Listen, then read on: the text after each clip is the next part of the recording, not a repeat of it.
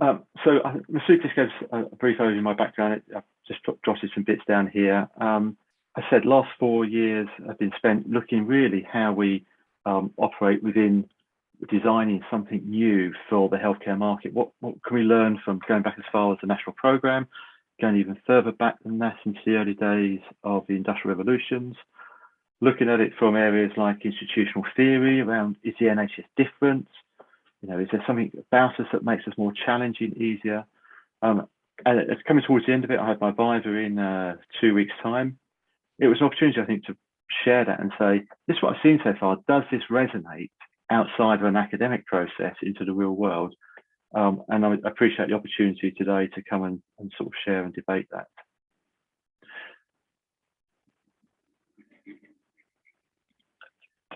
So why is this important? Why I spent 4 years of my life, and why is everybody on the call today? I think generally there's a lot of drivers. So we recognise that globally costs are increasing in healthcare. I think you saw that hot off the topic today was the amount of money that the Chancellor's announced will be spent over the next 4 or 5 years. The investments going into healthcare is truly phenomenal. I remember not that long ago, it was under 100 billion a year.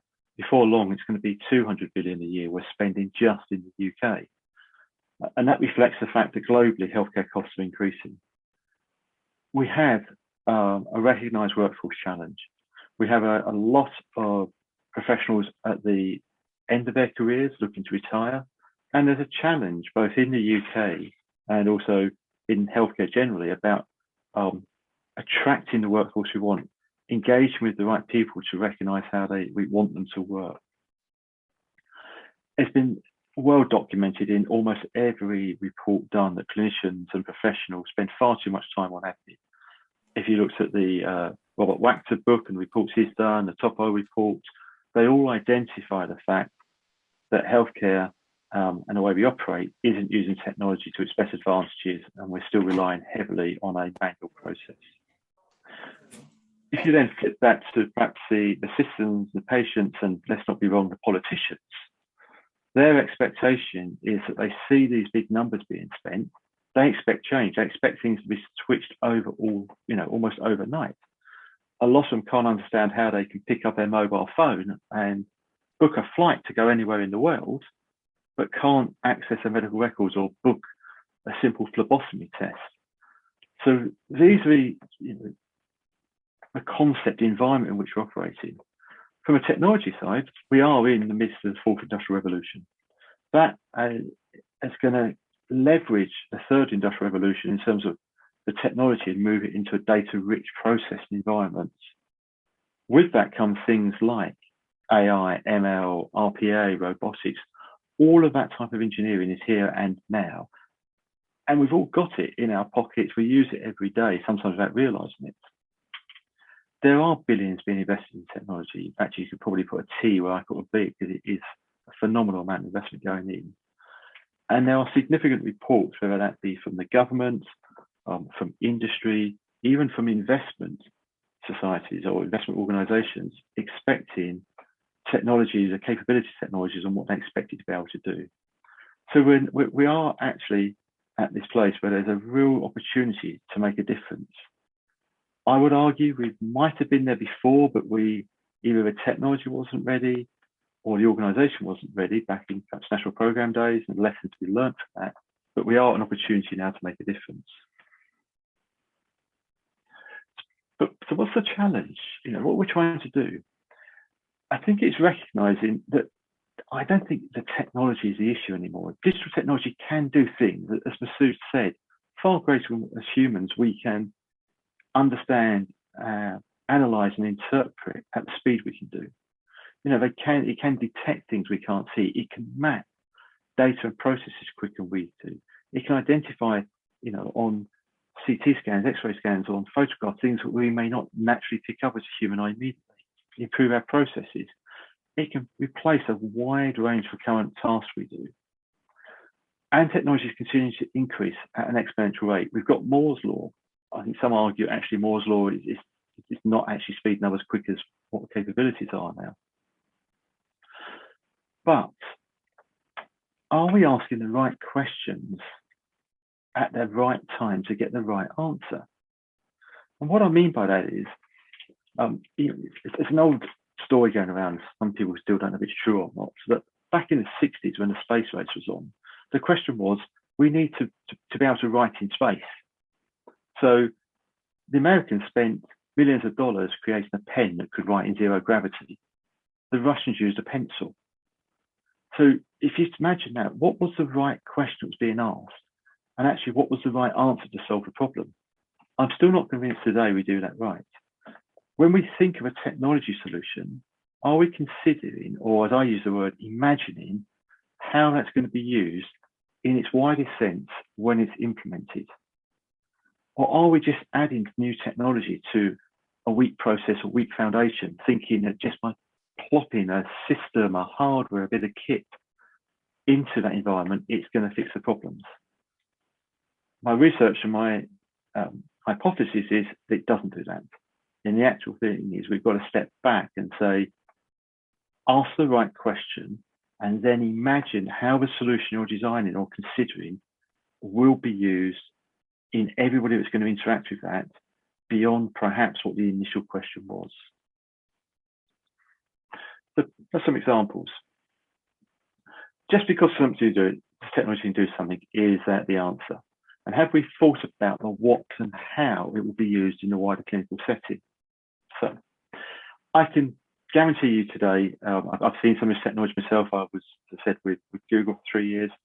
AI can look at a whole range of data and to a very high accuracy level predict that a patient will be deteriorating in the next 24 hours, whether that's through acute kidney injury, whether it's through sepsis, through a whole range of conditions. It's capable of doing that. But my challenge back will be, so what?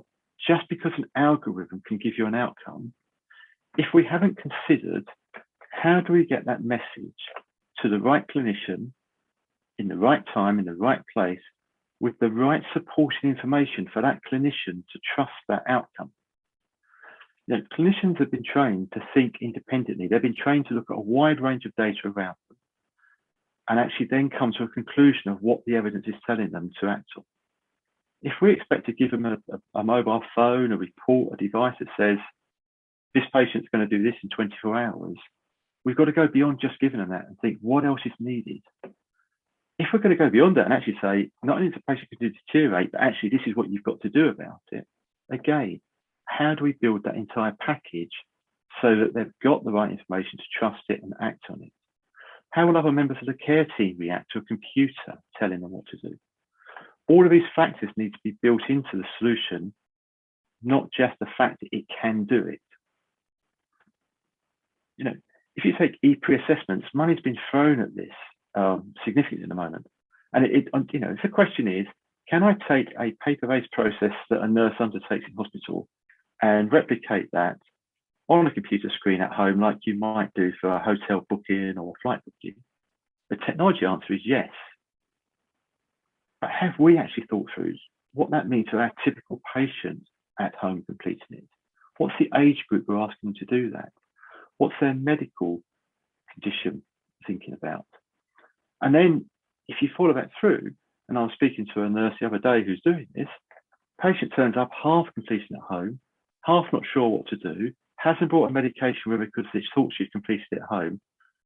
And it's actually taking them more time to do pre-assessment with the technology than without it, because the concept hadn't been imagined. We hadn't gone all the way through and thought about all of the steps that are required.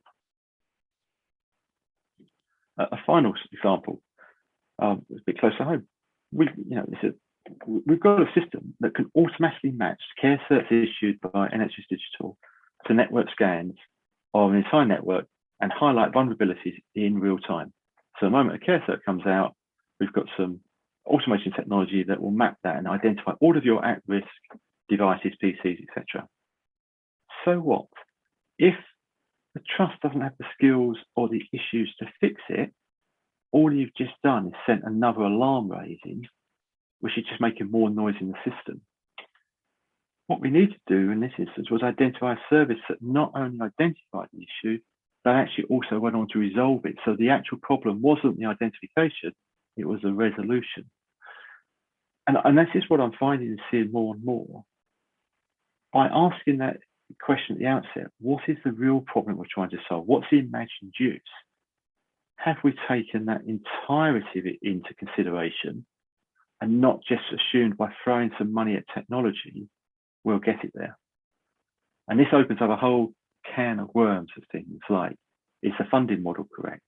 Do we invest enough in actually the implementation, the change management, the training? Do we spend enough time on the business case in the right format? So we're asking the right specifications when we're buying stuff? How do we engage with suppliers? All of that comes out of this. But I do think we really need to start looking and say, when we're buying technology, can we answer the so what? Just because it can do something, is that actually in itself going to solve our problem? And that's, as I said, brief, short, hopefully sets the scene for more of a debate and discussion around it.